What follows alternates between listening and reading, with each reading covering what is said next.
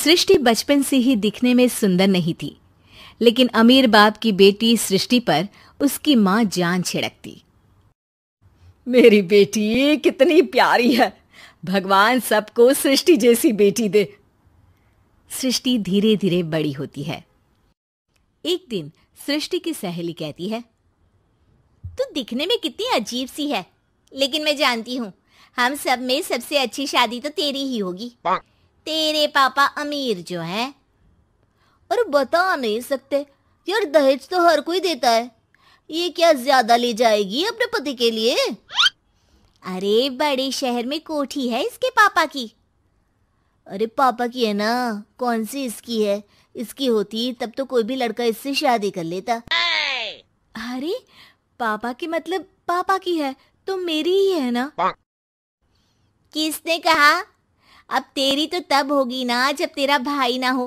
वैसे भी शादी के बाद सारी प्रॉपर्टी भाई के नाम होती है। सृष्टि समझ जाती है कि उसे किसी भी हालत में माँ बाप की सारी प्रॉपर्टी को अपने नाम करना है, लेकिन कैसे? एक दिन सृष्टि का भाई शीनू कहता है, बहन क्या कर रही है? तुझसे एक बात करनी है। अरे हाँ हाँ करना, मैं तो तेरी बहन हूँ। बहन मेरी लाइफ में ना एक लड़की है, बहुत अच्छी है। मैं सोच रहा हूँ माँ और पापा से बात करूँ शादी के लिए।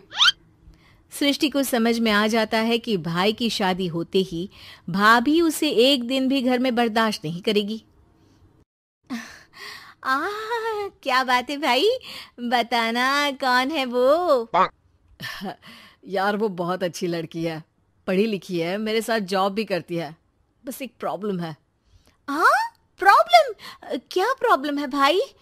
यार वो शादीशुदा है, लेकिन उसके पति ने उसे सिर्फ इसलिए छोड़ दिया क्योंकि उसके माँ बाप दहेज नहीं दे पाए। सृष्टि ये सुनकर न जाने क्यों खुश हो जाती है। अरे भाई तो क्या हुआ, लड़की तुझे तो पसंद है ना? शीनू को लगता है कि बहन उसे समझ रही है। वो इस बात से अनजान होता है कि उसकी बहन की मंशा पूरा घर हड़पने की है। सृष्टि अपनी माँ से कहती है, मम्मी मुझे तो बहुत चिंता है। पता है शीनू क्या कर रहा है? अरे क्या कर रहा है? वो तो काम पर जाता है और वापस घर आता है। नहीं ना माँ, वो यही तो नहीं कर रहा, बाकी सब कर रहा है। आपको पता है उससे प्यार है, और वो भी एक शादीशुदा लड़की से। ये क्या हो गया? मैं सोसाइटी में क्या मुंह दिखाऊंगी? अरे तेरे पापा तो यही कहेंगे कि मैंने ही उसे बिगाड़ दिया है। माँ देखो, मेरी बात मानो, पापा पर भी विश्वास करने की जरूरत नहीं है। अब आप ही बताओ, पापा इतनी देर घर के बाहर रहते हैं क्यों? बोलो। अरे बेटा वो तो नौकरी करते हैं ना। तू बहुत भोली है माँ। पापा का ऑफिस तो 7 बजे खत्म हो जाता है, लेकिन देखो कितनी देर से आते हैं। अरे नहीं नहीं बेटा, ऐसी कोई बात नहीं है। सृष्टि माँ को एक औरत से बात करते पिता की फोटो दिखाती है। देखो माँ कैसे हैं पापा, मैं ना कहती थी कि पापा सही नहीं है। मैं तेरे पापा से बात करूंगी, दे फोटो मुझे। ओ माँ, वो तो डिलीट हो गई। लेकिन चल, तूने तो देख लिया ना। पापा से बाद में बात कर लेना, और हाँ मेरा नाम बिल्कुल मत लेना। हाँ माँ। अब क्या था, सृष्टि के माँ और पिता के बीच झगड़ा होना शुरू हो जाता है। सृष्टि के मन में क्या चल रहा था कोई नहीं जानता था।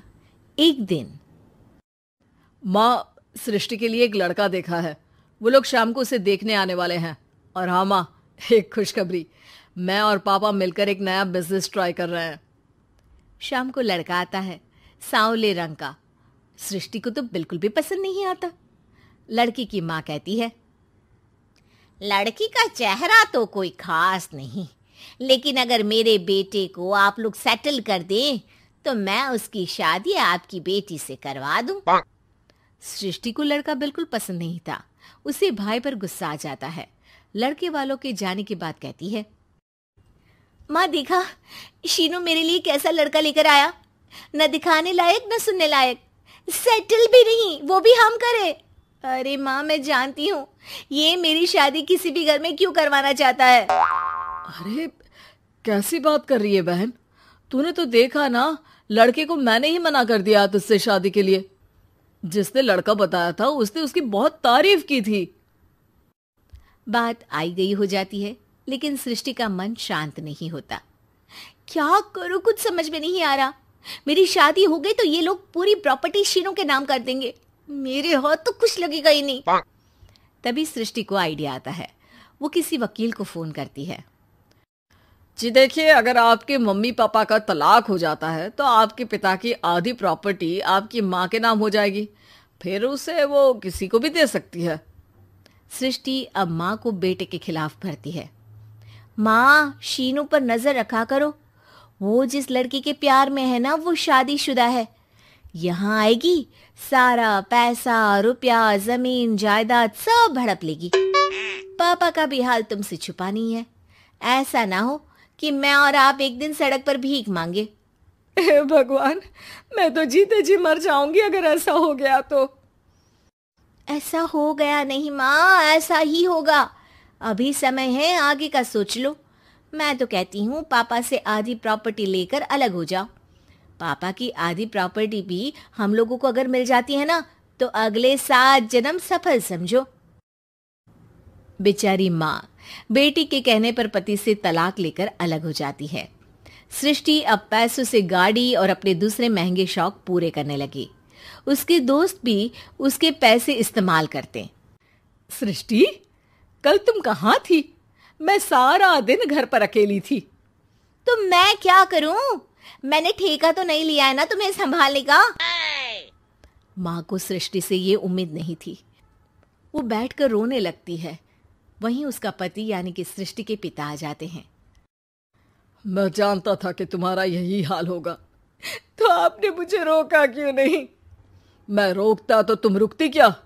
सृष्टि के कहने पर तुमने मुझ पर अपने बेटे पर शक किया, लेकिन तुम ये भूल गई कि कैसे हम दोनों ने मिलकर जीवन में इतना सब खड़ा किया।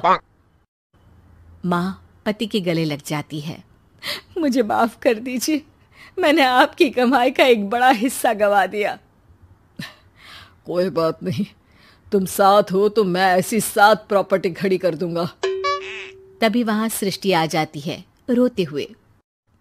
माँ, मयंक ने मुझे छोड़ दिया। वो बोल रहा था जब तक मेरे पास पैसे थे तब तक ही वो मेरे साथ था। पापा, माँ, मुझे माफ कर दीजिए।